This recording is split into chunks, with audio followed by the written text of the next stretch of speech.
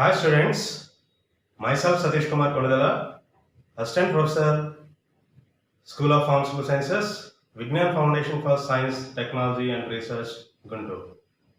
In this video, I would like to discuss about the chemistry of antiarrhythmic agents. Arrhythmic means arrhythmic or unrhythmic. So when you see in our heartbeat, so there is a continuous repeated pattern is there in the heartbeat. So that means while pumping the blood from the heart beats in a continuous sequential repeated manner. So that pattern is called as the rhythmic pattern. That pattern is called as rhythmic pattern. When that rhythmic pattern is disturbed or changed, that condition is called as the unrhythmic or arrhythmic. So that's why it is called as arrhythmic. So the condition in which the heartbeat pattern is changed. So continuous repeated sequential pattern is changed, then that condition is called as arrhythmic. Arrhythmic means arrhythmic or unrhythmic. And the drugs which are used to treat the arrhythmic condition are called as antiarrhythmic agents. Antiarrhythmic agents. So in better way, I'll give some simple example. In most of the musical programs, judges mention the comments like there is a rhythm is missed or so lack of rhythm in your presentation, like that they commented on that participant presentation. So that means each and every song or any sound has a rhythmic, that means a continuous repeated movement or sound that should be as same for getting the proper music or proper sound. So when it is changed or when it is disturbed, so then it is not in a proper way. So in the same way, in our cardiac beat or cardiac cycle, there should be a continuous repeated sequential pattern of contractions of the heart muscle should be required to work in proper way. So when this continuous sequential repeated pattern of contraction is changed or disturbed, then it may lead to different types of disorders like bradycardia or tachycardia. And these changes are generally observed in ECG. So in most of the cases, the physician recommended for the ECG. So in that ECG, we can observe the heartbeat pattern. So that means for each activity of the heart during the beating, so there should be a certain signal, and based upon that signal, the physician can conclude whether your heart is working in proper condition or not. So after watching this video, student could able to understand the chemistry, adverse effects, metabolic pathways of antiarrhythmic drugs. They could also know the mechanism of action, structural activity relationship, different classes of antiarrhythmic drugs. Finally, they could understand the synthetic procedures, properties, and pharmacological uses of some important antiarrhythmic drugs. The contents of this video includes introduction to the arrhythmia, classification of the antiarrhythmic drugs, including the mechanism of action, structural activity relationship, and finally we'll discuss about the synthesis, properties, and pharmacological uses of some important antiarrhythmic drugs. Let us see one by one. As we know that for effective functioning of the heart should be contract in a sequential manner. That means heart consisting of different types of parts. That means the arteries and ventricles. So the right atrium and left atrium, right ventricle and left ventricle. So during the heartbeat or heart pumping, these should be contract in a sequential manner. So first the atriums are contracted, then it leads to ventricles contraction. So this contraction should be sequential and synchronized way. Then only the heart will pump the blood in optimized condition. During these contractions, there should be a relaxation between the contractions are required. So that means they hold the contraction for a particular period of time. So it is about milliseconds. So for proper ejection of the blood, the contraction should be held for a particular period of time. And these contractions should be coordinated and in sequence manner. So this will be achieved by the coordinated sequential membrane potential change and electrical discharge across the membrane. So when we will get the coordinated sequential contractions, when there is a complex coordinated sequential membrane potential change and electrical discharge across the membrane, then only we will get the coordinated heart contractions that are able to produce the optimum blood flow from the heart. As we know that the normal heart rate, it is around 80 to 100 heartbeats per minute. The normal heartbeat is about 80 to 100 heartbeats per minute. So during this heartbeat, the impulses are generated or produced from the SA node. SA node, that is a sinoatrium node. And these produced cardiac impulses are propagated or conducted throughout the cardiac conduction pathway with normal velocity. So here we can observe how the heart will beat during the blood pumping. So first the impulses are generated from the SA node, and that impulses are conducted through the atriums, then it reaching the AV node, that is a atrioventricular node. So during this process, the atriums are contracted. Both atriums are contracted, and the blood will be pumped from atriums to the ventricles. So then after, the impulses which are reaching the AV node will conducted through the fiber of His. Then after, they are entering into the bundle of right ventricle and bundle of left ventricle. Then after, it reaching the Purkinje fibers. So thereby they can produce the contraction in the ventricles, and the blood will be ejected from the ventricles to the different parts of our body through aorta. So this is generally happening in normal cardiac rhythm or normal heart beating.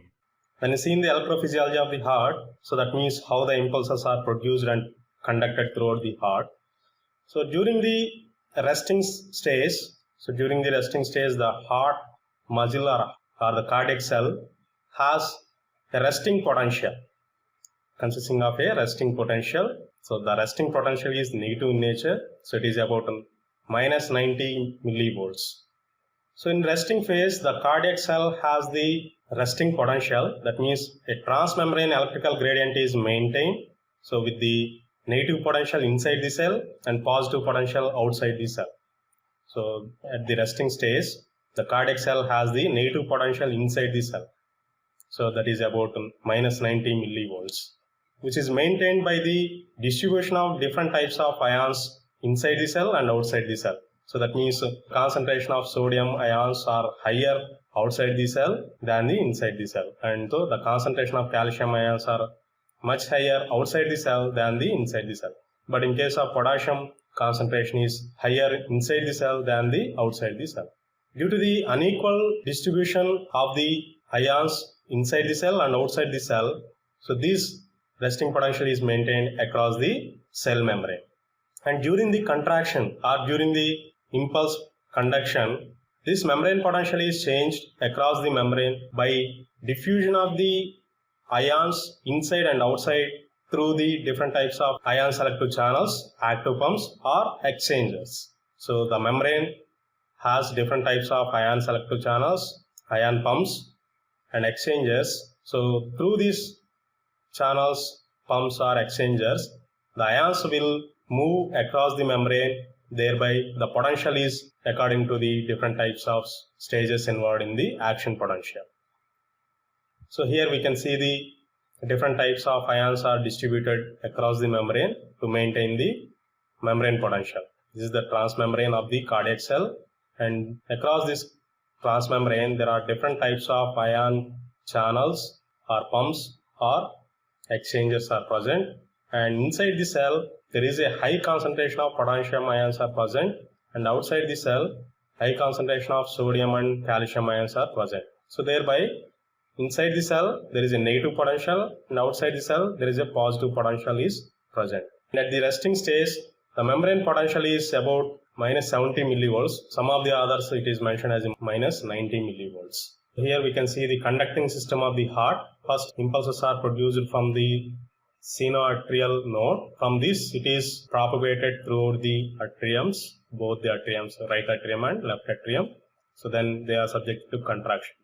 Then after it reaching the atrioventricular node through intranodal pathways, and then after it reaching the bundle of His, so this is the bundle of His, and then it is conducted to right and left bundle of branches. Then it is transported to the Purkinje fibers, which are present in both the ventricles. When it is reaching the Purkinje fibers, ventricles are subjected to contraction. So in case of automatic or pacemaker or conducting fibers, so they are not present in the SA node, AV node, bundle of His, Purkinje fibers, and they are capable to generating their own impulse. Generally, SA node will act as the pacemaker. So the sinoatrial node, which is the center point that can able to generate the impulses, that's why it is called as the, that's why it is considered as the pacemaker of the heart. So the natural pacemaker of the heart is nothing but sinoatrial node. Non-automatic myocardial contractile fibers cannot generate their own impulses. They are nothing but the atria and ventricles. And when seen the action potential in case of sinoatrial node, so here we can observe the action potential regarding the sinoatrial node and Purkinje fibers.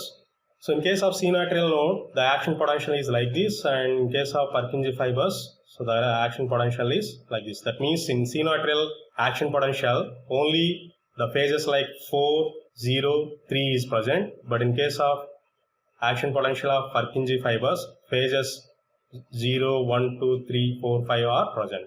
We will see the differences in action potential of sinoatrial node and cardiac fibers or Purkinje fibers. When you observe the cardiac action potential, the action potential is divided into 5 phases. They are 0, 1, 2, 3, 4 phases. The cardiac action potential is like this. So it is divided into 5 phases: phase 4, phase 0, phase 1, phase 3 and phase 4. So that means 0, 1, 2, 3, 4 phases. Total 5 phases are present. So in case of phase 4, so this one is called as a resting phase. At this phase, there is a resting membrane potential is present. So generally the resting membrane potential is about minus 90 millivolts, or sometimes it is mentioned as a minus 70 millivolts. Okay. So that means as this stage, the cardiac muscle is in resting stage. So when there is a stimulation, when there is a external stimulation, then there is a opening of sodium channels. Thereby the sodium ions are influxed into the cell. Then it is subjected to rapid depolarization.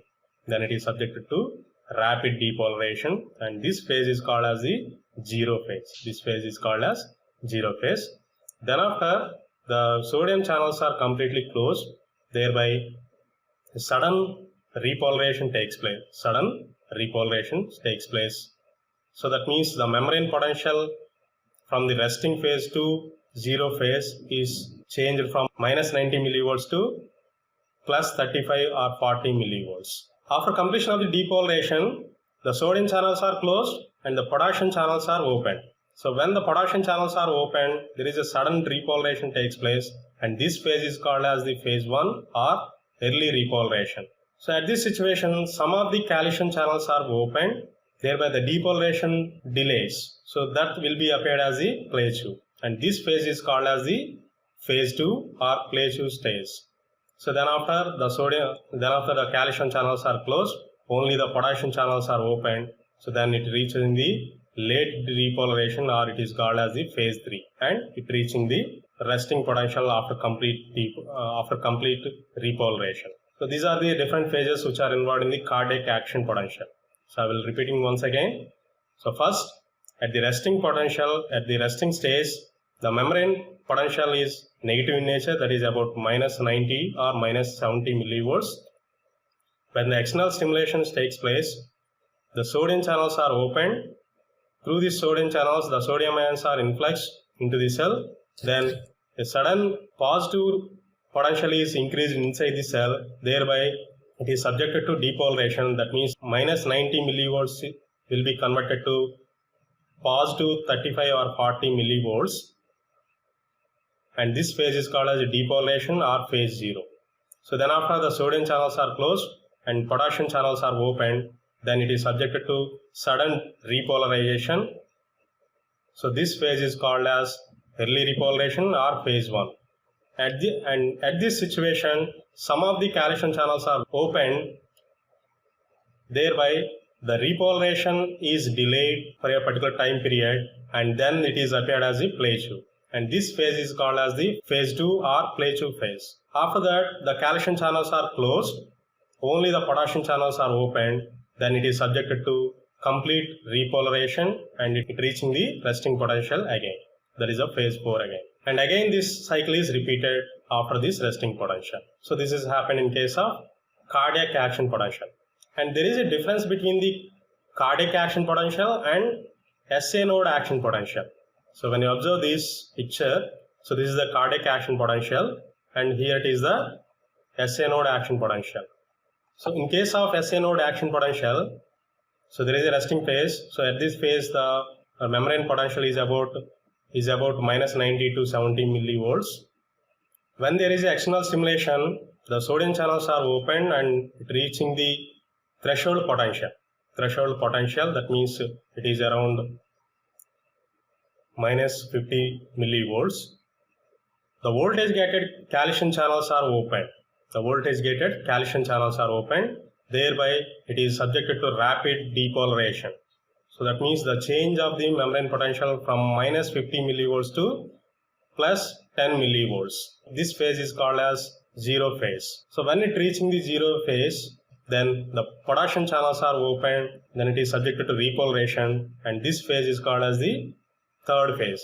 So that means there is no first and second phases in case of SA node action potential. So when you observe the differences between these two, so in the zeroth phase, in case of cardiac action potential, the sodium channels, voltage gated sodium channels are open. But in case of SA node action potential, when you observe the zeroth phase, the voltage gated calcium channels are open. And another difference is we cannot observe the first and second phase in case of SA node, but here in case of cardiac action potential, so there is a first and second phase. That means the plateau phase is present in case of cardiac action potential. So we already discussed all the phases. During the conduction of the impulses, this action potential or the change in membrane potential will travel from one cell to the another cell which are present in the cardiac muscle. So that means, so for conducting the impulses throughout the cardiac muscle, or the action potential is transferred from one cell to the another cell. So that means there is a membrane potential change and as well as the ionic discharges across the membrane takes place from one cell to the another cell. So during the impulse conduction through the cardiac muscle, this action potential is transferred from one cell to the another cell. So that means there is a change of membrane potential from one cell to the another cell, or ionic discharges takes place and they are interconnected from one cell to the another cell in the cardiac muscle. So the phases which are present in the cardiac action potential should be like this. If any changes in these phases, that may lead to some disturbances or some changes in the cardiac heartbeat or cardiac rhythm. And these differences or these changes are observed in the ECG, electrocardiogram. And when you see in this electrocardiogram signals, so here it consisting of the E wave, QRS wave and T wave. So there are different types of signals are present.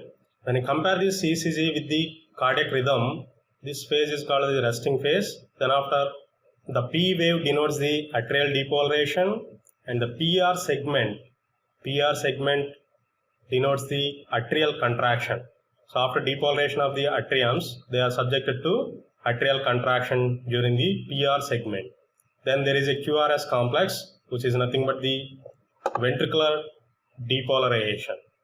So this QRS complex will denote the ventricular depolarization. And then after, there is a ST segment, so which indicates the ventricular contraction. So the ST segment indicates the ventricular contraction. And the T wave indicates the ventricular repolarization. The T wave indicates the ventricular repolarization, which is generally smaller and wider than the QRS complex. And there are some intervals. So first one is the PR interval. The PR interval is nothing but the interval between the starting of P wave to the starting of QRS complex, and the QT interval, which is nothing but the starting of QRS complex to the ending of T wave. The PR interval indicates the conduction time from the beginning of atrial excitation to the beginning of ventricular excitation. Here we can see the cardiac cycle in a better way. The P wave indicates the depolarization of atriums. The PR segment indicates the atrial contraction. QRS peak indicates the depolarization of the ventricles, and ST segment indicates the ventricle contraction, and T wave indicates the repolarization of the ventricles. So then it enters into the resting phase. So this is the sequence of events which are happened during the heartbeat. And when there is a changes are present in this ECG or heartbeat, like when you observe the larger P waves, that indicates enlargement of the atrium, or when we find the enlargement of Q wave, that indicates myocardial infarction. And when you find the enlarged R wave, that indicates enlarged ventricles. And sometimes when you find the T wave is flatter than the normal, that indicates the heart muscle receiving the insufficient oxygen. Example for that one is coronary artery disease. And when you find the T wave is elevated, then it indicates the hyperkalemia. That is nothing but the high blood potassium concentration. So that means the changes which are present in the electrocardiogram or ECG, that indicates the changes in heart rhythm or cardiac cycle, that is considered as the arrhythmia. So the arrhythmia is nothing but arrhythmic or change in the rhythm. Definition for the arrhythmia is disturbances in the heart rate, rhythm, impulse generation, or conduction of electrical impulse responsible for membrane depolarization. These disturbances will affect the cardiac function, and that may lead to the life-threatening. So here we can observe the normal heartbeat and arrhythmic heartbeat. So in case of normal heartbeat, there is a rhythmic pattern of contractions of the atrium and ventricles are observed. But in case of arrhythmic heartbeat, so we can observe the unsequential pattern of atrial and ventricle contractions are observed. And the disturbances in the normal heartbeat or cardiac cycle are of two types. First one is the disturbances in impulse generation and disturbances in impulse conduction. I already said that the cardiac muscle consisting of two types of fibers, automatic or pacemaker or contractile fibers, and second one is the non-contractile fibers. The contractile fibers are responsible for generating the impulse. If there any abnormality in that contractile fibers or automatic fibers, that may lead to disturbances in impulse generation, and sometimes delayed after depolarization. So that means,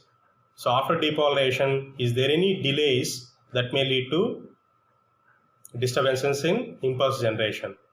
In case of disturbance in impulse conduction, which may be due to the re-entry of impulses,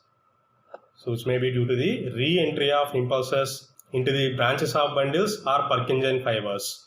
And another one is the conduction blocks. So if there is any blocks are present, branches of bundles or Purkinje fibers, that may lead to the disturbances in impulse conduction.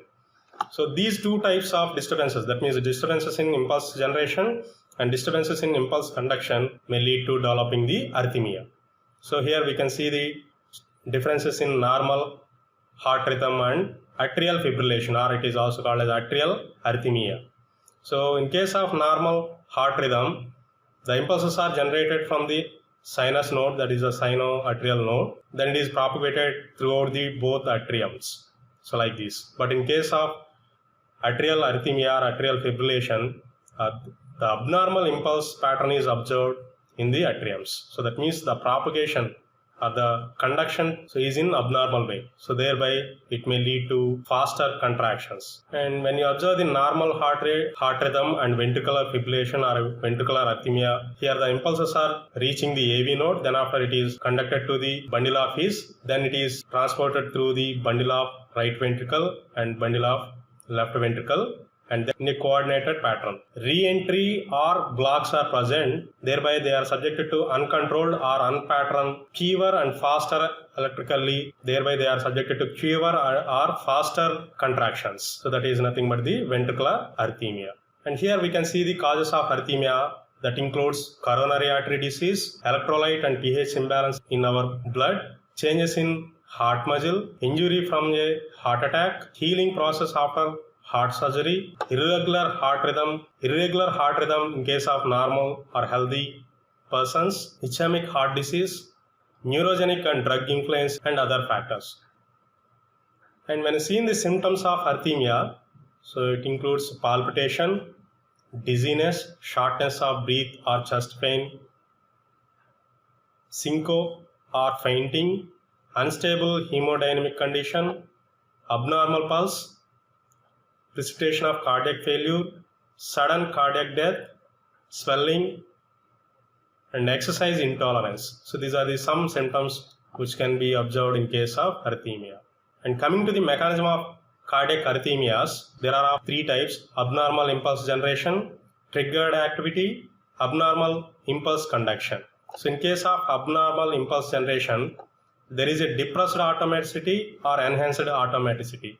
In case of triggered activity, either it is a delayed after depolarization or early after depolarization. In case of normal impulse conduction, it may be of three types: conduction block, re-entry phenomena, accessory tract pathways.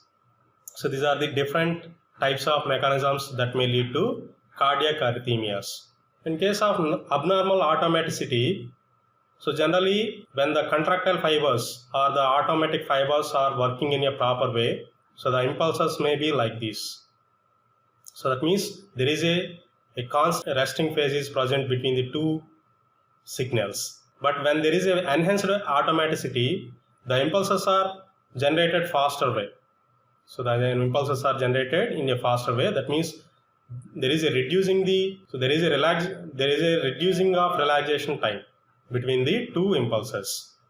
And if there is any delayed automaticity, then the relaxation time is increased than the normal relaxation time. So when you observe the triggered activity, there are two types: early after depolarization and delayed after depolarization. So in case of early after depolarization, so what is the meaning of depolarization? So after depolarization, so the atrials are subjected to contraction. Atriums are subjected to contraction. So after contraction, they are subjected to relaxation process. So that means if there is any change in the relaxation process of these atriums, that means when they are subjected to early depolarization, then the next action potential is started at the second phase of the first action potential. So that means before the relaxation process completion, the atriums are subjected to depolarization. Thereby the second action potential is started at second phase of the first action potential. In case of delayed after depolarization, the depolarization phase of the second action potential is started delayed after depolarization. That means the relaxation process of the atriums are increased. Thereby, so after completion of the repolarization or after completion of the resting phase also, it is not subjected to depolarization. Thereby the depolarization phase is delayed in the delayed after depolarization condition.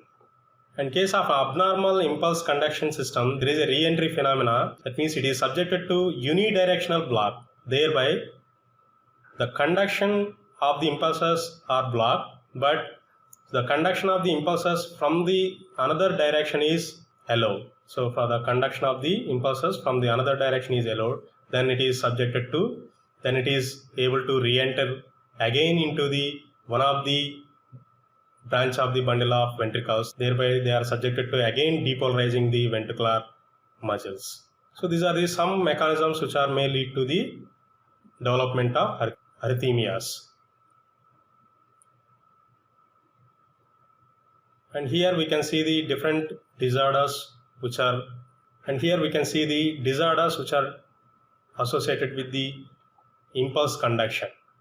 So that means bradycardia and tachycardia. So bradycardia is nothing but when there is a heavy node block. So that means So when there is a impulse conductions are delayed, that may lead to the bradycardia. In another way, bradycardia is nothing but slow heart rate.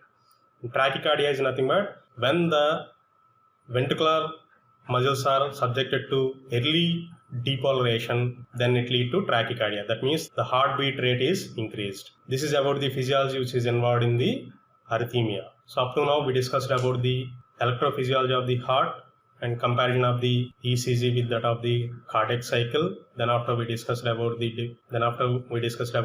arrhythmias. Arrhythmia is produced and different types of arrhythmias, causes and symptoms of the arrhythmia condition. In next class, we are going to discuss about the classification and chemistry of drugs which are used for treating the arrhythmia condition. Thank you.